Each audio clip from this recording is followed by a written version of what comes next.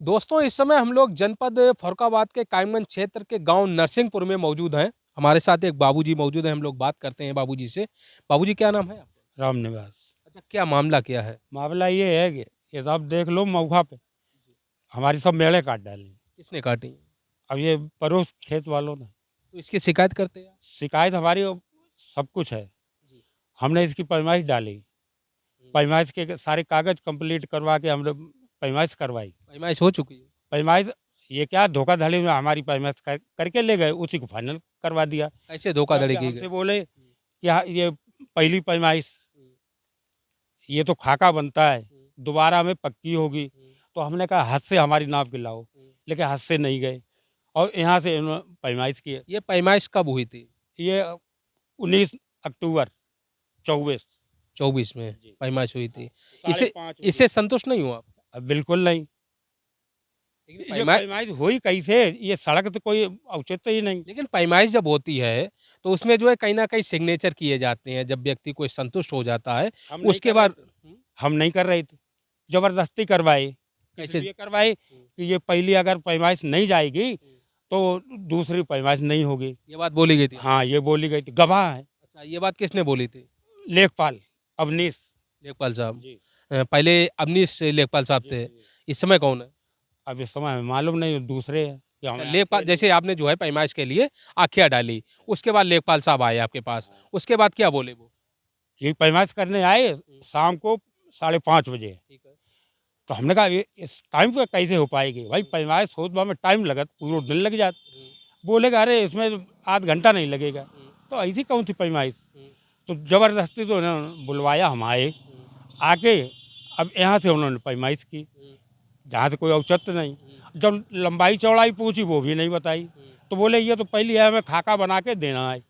जब तहसीलदार साहब और एडीएम साहब इस पे आदेश करेंगे तब दोबारा आएंगे, तब जरूर से होगी हद से। तो हमने कहा ये तो धोखा है। बोले धोखा नहीं है, ये सही है, पहले ये होगी, दोबारा में ओरिजिनल होगी। फिर उसके बाद? तो इसलिए साहब हमने चलो कर लो भाई पैमाइश।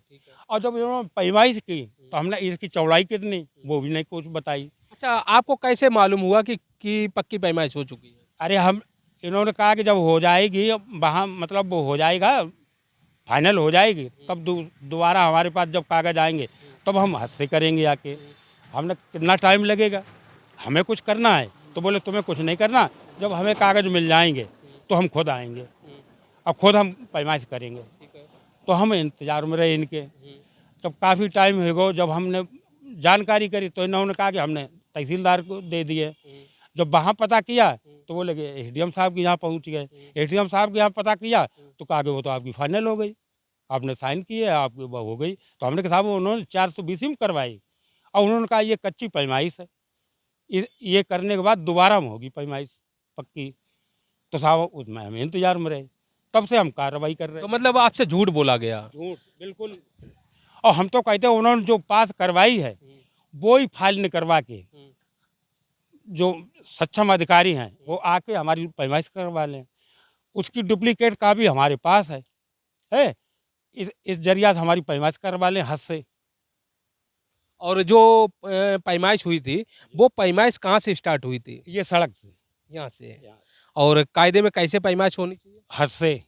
जो हद होती है वहाँ से पैमाइश होनी और हद भी हमारे पास में, खेत के पास ही में। चाहिए। तो बोले वो दोबारा में हो गया। अब नियम है कि 2 बार पैमाइश होती है, पहले कच्ची फिर पक्की। लेकिन आपकी एक ही बार में पक्की कर दी गई। एक ही बार में पक्की कर दी गई, वो यहाँ से हुई। तो हम तो कहते कोई भी अधिकारी हो वो आके ये देखे कि यहाँ से पैमाइश सही हुई तो हम सही। तहसील आपकी कायमगंज है ना? जी।